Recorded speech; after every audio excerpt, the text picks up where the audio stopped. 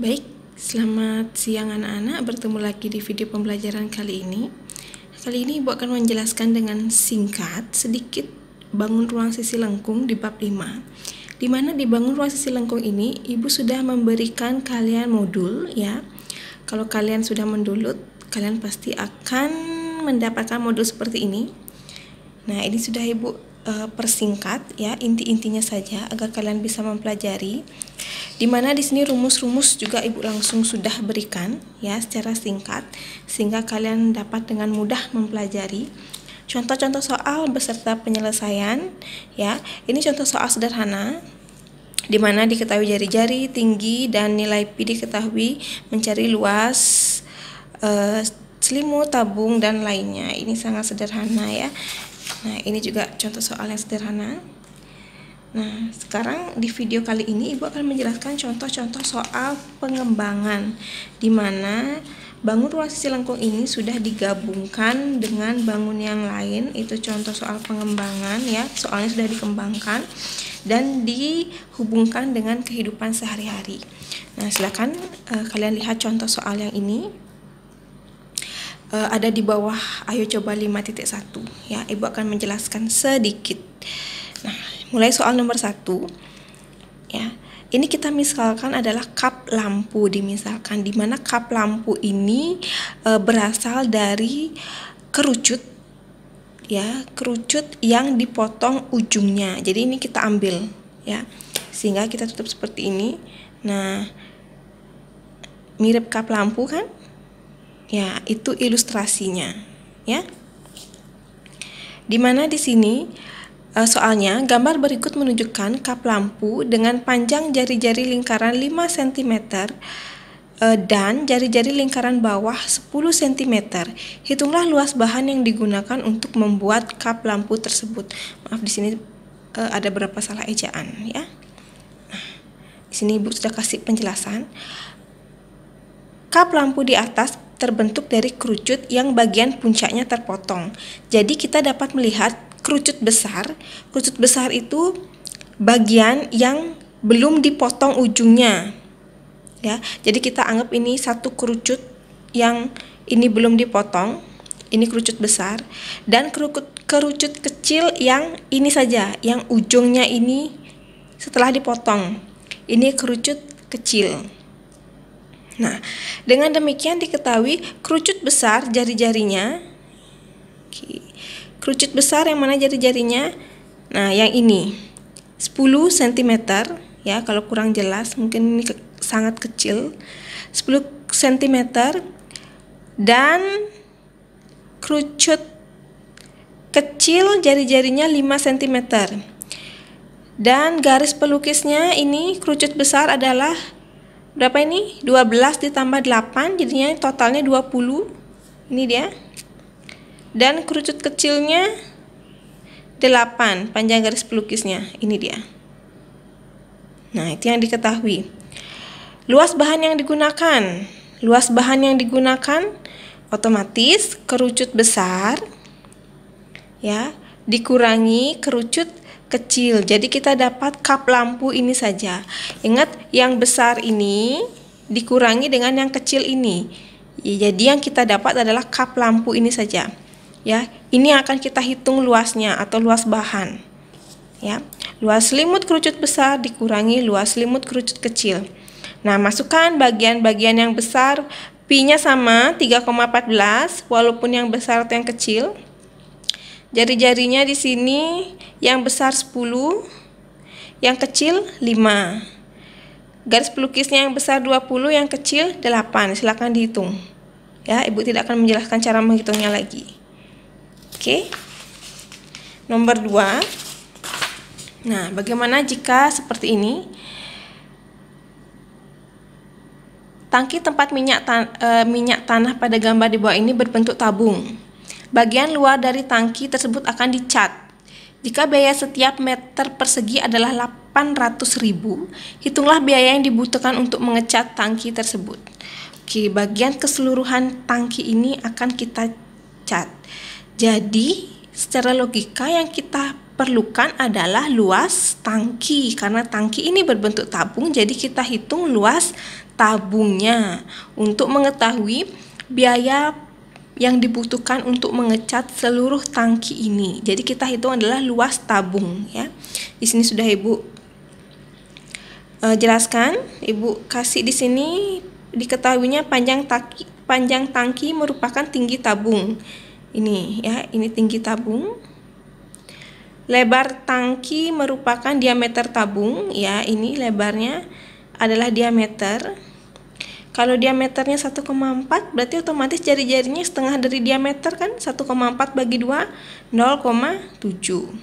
Untuk menghitung biaya pengecatan tangki, maaf ini salah ketik terus ya, maka kita harus mencari luas tangki keseluruhan atau luas permukaan tabung. Masukkan rumus luas permukaan tabung yang ada di depan modul, 2VR kurung R tambah T. 2 pi-nya 22/7, jari-jarinya 0,7. Ini harusnya di sini coretnya ya. Nah, ini bukan di sini. Ini coret, ini coret, ini coret. Ya, bukan yang ini dicoret ya. Ibu tulis ulang di sini. 2 22/7 dikali 0,7. 0,7 ditambah 3,5. Ini waktu pengeprinan tergeser, makanya seperti ini jadinya ya. Ibu perbaiki di sini. Nah, ini habis. Ya, 7 dibagi 0,7 ya, 0,1. jadinya ini lanjutannya 2 dikali 22, 2 dikali 22 dikali 0,1, hasil pengerjaan 0,7 dibagi 7, ini 0,7 tambah 3,5, 4,2. Nah, silakan dihitung dulu, dikalikan nih 2 kali 22 kali 0,1 dikali 4,2, hasilnya sekian. Dicek juga hasilnya ya, siapa tahu Ibu salah dalam menghitung, agar kita bisa diskusi di sini. Jadi luas permukaan tabung adalah 18,48. Nah, sekarang biaya yang dibutuhkan adalah tinggal kamu kalikan. Biaya per meter persegi. Maaf ini satuannya salah nak ya, di sini meter ya. Meter persegi 18,48 meter persegi dikali 800, karena 1 meter persegi biayanya 800.000 harusnya di sini, mohon maaf 800.000 ya, dikali luasnya 18,48, hasilnya 1.478.400. Mohon dicek kembali nak ya. Jadi di sini mencari luas tabung dulu. Setelah didapat luas tabung keseluruhan, baru dikalikan dengan biaya per 1 meter perseginya. Ya, oke, itu caranya. Nah, ini nomor 3. Luas permukaan bola basket adalah 6,644,25 cm persegi. Hitunglah jari-jari bola basket tersebut dengan pi-nya 3,14. Ini ya, 3,14 ini tidak ada nih ya, maksudnya. Nah, silakan penyelesaiannya adalah, nah sekarang biasanya yang diketahui kan jari-jari, yang dihitung luas, biasanya kan seperti itu. Nah, sekarang dibalik, yang diketahui luas, yang dicari adalah jari-jari. Cara mencarinya bagaimana? Dengan penurunan rumus dari luas permukaan bola. Ya, kita mencari jari-jari dari luas bola itu sendiri. Karena luas bola yang diketahui dan luas bola ini memiliki rumus, kita cari dari sini. Ini dia, ya. Di mana luas bola 4 kali VR pangkat 2. Masukkan luasnya 6, sekian sesuai dengan yang diketahui, sama dengan 4 kali pi. Nah, R ini tetap karena ini akan kita cari. Yang dihitung, hitung dulu ya, ini tetap sama dengan ini, bisa dikalikan dulu, 4 dikali 3,14 hasilnya sekian, kali R kuadrat. Nah, ini penurunan rumus. Jadi R-nya berapa? R kuadrat sama dengan 6,644,25 dibagi ini, hasilnya seperti ini dia. Jadi ini pembagiannya, hasilnya ini 526 sama dengan R pangkat 2. Jadi R-nya saja hilangkan pangkatnya, muncul tanda akar. Akar 529, 23. Jadi jari-jarinya adalah 23. Oke, bagaimana? Ya, semoga kalian paham dengan penjelasannya, Ibu. Baik, Ibu lanjutkan ke soal nomor 4. Ya, di sana gambarnya seperti ini. Gambar di atas menunjukkan sebuah benda yang dibentuk dari belahan bola, tabung, dan kerucut. Ini seperti pensil ya. Kalau pensil kan begini gambarnya, bentuknya. Nah, disuruh menghitung luas permukaan benda tersebut. Hitunglah luas dari keseluruhan benda ini. Jadi, kita harus tahu benda ini dibentuk dari apa saja. Nah, di sini Ibu sudah jelaskan. Untuk menghitung luas permukaan benda di atas, kita harus tahu bangun yang membentuk benda tersebut, yakni setengah bola, ya, setengah bola, selimut tabung, dan selimut kerucut. Kenapa dia selimut tabung dan selimut kerucut? Karena di dalamnya ini kosong, Nak. Ya, ini berongga, di mana dia tidak ada alas, dia menyambung ini ya. Ya, Ibu perjelas di sini. Ini sebenarnya gambarnya adalah ini anggap berongga atau tidak ada isinya.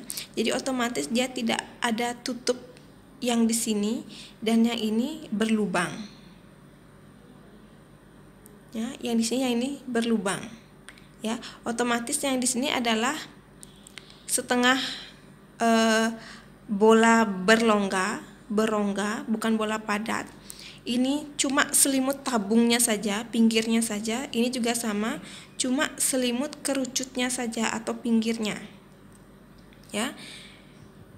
Jadi, kita akan menghitung total dari jumlah luas yang membentuk benda tersebut.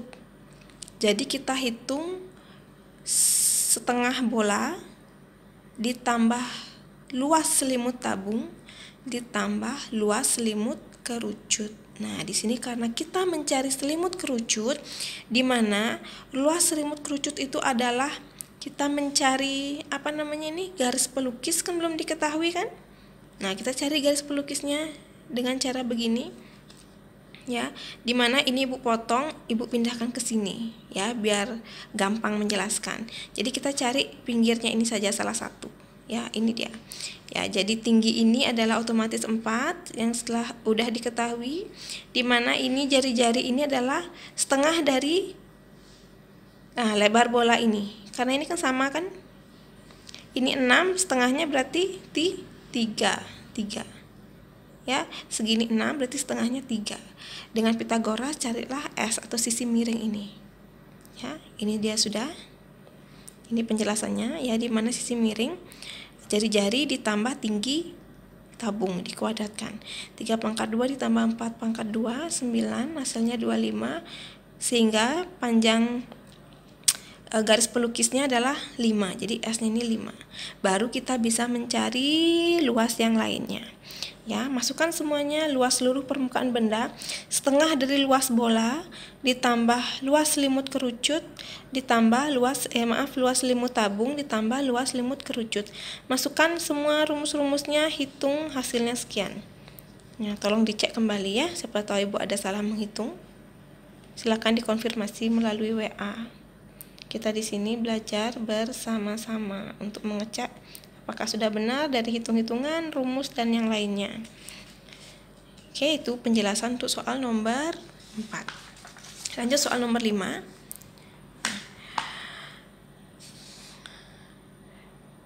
Sebuah bandu logam terdiri dari gabungan sebuah kerucut dan setengah bola yang berjari-jari 3 cm dan tinggi kerucut 12 cm.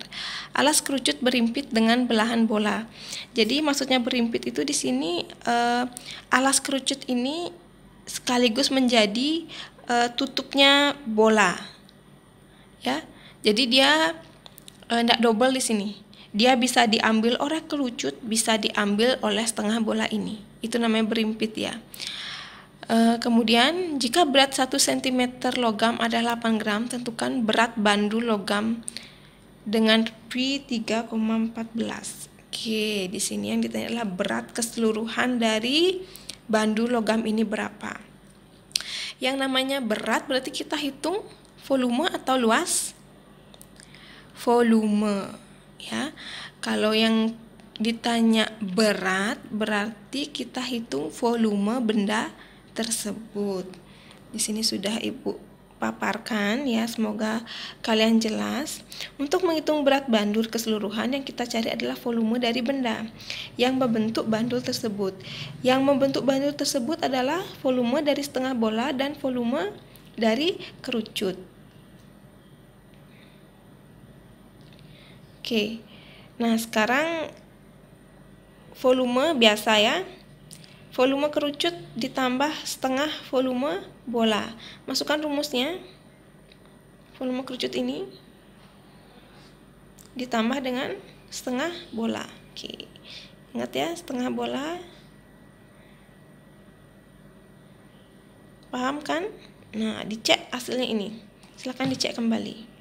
Jadi, volume dari bandul itulah 169,56. Jadi, berat bandul keseluruhan ya, berat bandul keseluruhan adalah kalikan dengan 8 gram, berat 1 cm pangkat 3 logam. Ya, karena berat bandul keseluruhan segini, jadi berat bandul keseluruhannya menjadi volume bandul dikali 8 gram. Kita kalikan seperti ini ya. 169,56 dikali 8. Hasilnya 1356,48 gram. Ya. Oke, paham ya? Silahkan dicek kembali. Berikutnya, sebuah bola logam dimasukkan ke dalam tabung yang berisi air, sehingga permukaan air di dalam tabung menjadi naik. Hitunglah tinggi air yang naik jika diameter bola 3 cm dan diameter tabung 5 cm. Nah, kalian pernah tidak melakukan eksperimen seperti ini? Jika di dalam gelas kalian masukkan suatu benda, otomatis di dalam gelas itu kan ada air. Gelas dalam air itu kalian masukkan suatu benda, otomatis air itu akan menjadi naik sedikit, ya, atau menjadi lebih banyak, ya. Kenapa seperti itu? Karena penjelasannya, benda yang kita masukkan ke dalam gelas itu, tinggi air ini otomatis akan bertambah kan, naik, ya. Tinggi air yang naik itu setara dengan berat benda yang kita masukkan ke dalam gelas, ya. Seperti ini. Seperti yang sudah diketahui ya, diameter tabung 5 seperti pada soal, jari-jari tabung 2,5. Ya, ini dibagi 2. Ingat, jari-jari itu setengah dari diameter. Diameter bola yang kita masukkan ini 3 cm, maka jari-jarinya 1,5. Tinggi air yang naik. Nah, ini tingginya ini berapa jadinya? Awalnya kan dia di sini. Karena kita masukkan benda, jadi dia naik. Ilustrasinya segini. Nah, berapa tinggi ini? Itu yang akan kita hitung. Perhatikan sebuah tabung berisi air dimasukkan bola ke dalamnya. Maka air pada tabung pasti naik mengikuti berat benda yang dimasukkan. Jadi dapat kita simpulkan, volume air yang naik sama dengan volume bola logam. Ya. Ingat bahwa volume air yang naik mengikuti wadah yang ditempati, yaitu tabung. Ya, jadi volume tabung sama dengan itu volume logam. Jadi penjelasannya, volume tabung sama dengan volume logam. Ya, ingat bahwa volume air yang naik sama dengan volume bola logam. Volume air yang naik ini adalah volume tabung kan, karena airnya ini kan berbentuk tabung dia. Karena wadahnya menyerupai tabung, maka bentuk air yang di dalam ini kan seperti tabung. Ya, jadi volume air ini, volume air itu dapat juga dikatakan volume tabung. Ya, begini jadinya. Jadi volume tabung sama dengan volume logam atau bola. Ya. Masukkan volume tabungnya, ini rumusnya volume logam ini. Masukkan yang diketahui.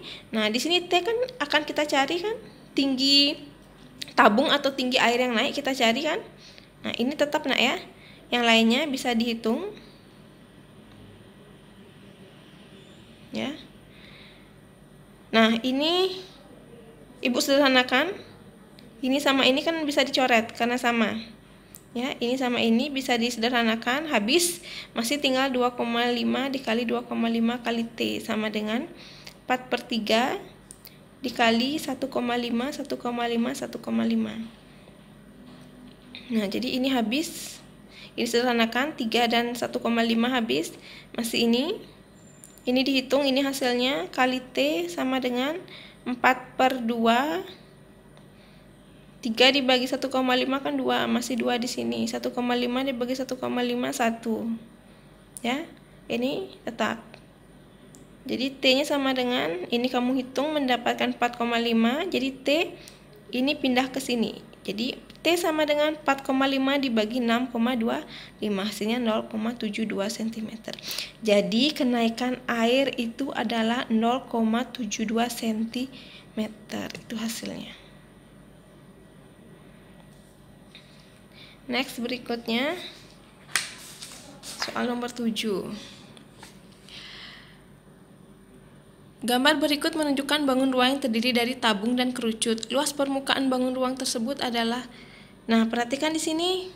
Ingat ya, ini bolong atau berlongga. Ya, jadi otomatis ini hanya luarnya saja atau selimut-selimutnya saja. Hati-hati dalam menjawab soal seperti ini. Perhatikan apakah dia berongga atau dia padat. Kalau dia berongga, berarti kamu hanya menghitung selimut-selimutnya atau luar-luarnya saja. Ya, pinggir-pinggirnya saja. Perhatikan gambar di atas. Bangun ruang tersebut terdiri dari kerucut tanpa alas atau selimut kerucut atau tabung tanpa tutup. Jadi, untuk menghitung luas bangun ruang tersebut adalah jumlah luas selimut tabung dan luas tabung tanpa tutup. Ya, jadi kita ambil di sini adalah luas selimut tabung ini. Ya, pinggirnya saja karena dia tidak ada alasnya di sini. Jadi kan luarnya saja sama tabung. Ingat tabungnya ini di sini ada tutupnya ya. Berarti dia bukan selimutnya saja. Tabung ini gambarnya di sini ada tutupnya, tetapi dia ada alasnya, tapi dia tidak ada tutupnya karena di sini kan lubang. Ya, jadi di sini adalah luas selimut kerucut ditambah luas tabung tanpa tutup. Silakan dicari. Ingat, karena kita mencari selimut kerucut, berarti kita harus mencari garis pelukisnya ini dengan Pitagoras ya. Nah, dengan Pitagoras kita cari ya. Dimana tingginya ini adalah 12, ini dia. Tingginya ini 12, tinggi kerucut 12, dan jari-jari ini adalah setengah dari alas tabung. Setengah dari 10, 5. Ya, tinggi 12, alasnya 5. Jadi sisi miringnya nih dengan Pitagoras ya. Hasilnya 13. Dan mendapatkan ini, masukkan ke luas permukaan. Luas permukaan keseluruhan, luas selimut kerucut ditambah luas tabung tanpa tutup. Masukkan rumusnya. Ya, sudah ada rumusnya. Tinggal dihitung, tidak ada yang sulit di sini. Hasilnya sekian. Silakan dicek kembali ya. Oke, soal terakhir mungkin ini. Soal nomor 8. Jika ada yang kalian kurang paham, silakan di WA Ibu Japri pribadi ya, agar bisa Ibu menjelaskan lebih baik lagi di WA itu. Nah, ternyata itu soal terakhir sampai soal nomor 7. Nah, ini di Ayo Coba 5.2 ini silakan kalian nanti kerjakan sesuai dengan tugas yang Ibu berikan ya. Ini soal-soalnya mirip dengan yang Ibu jelaskan tadi di contoh-contoh soal ya. Silakan kalian gunakan contoh-contoh soal itu sebagai pedoman untuk mengerjakan Ayo Coba 5.2 ini. Ya, sekian dari Ibu dan terima kasih.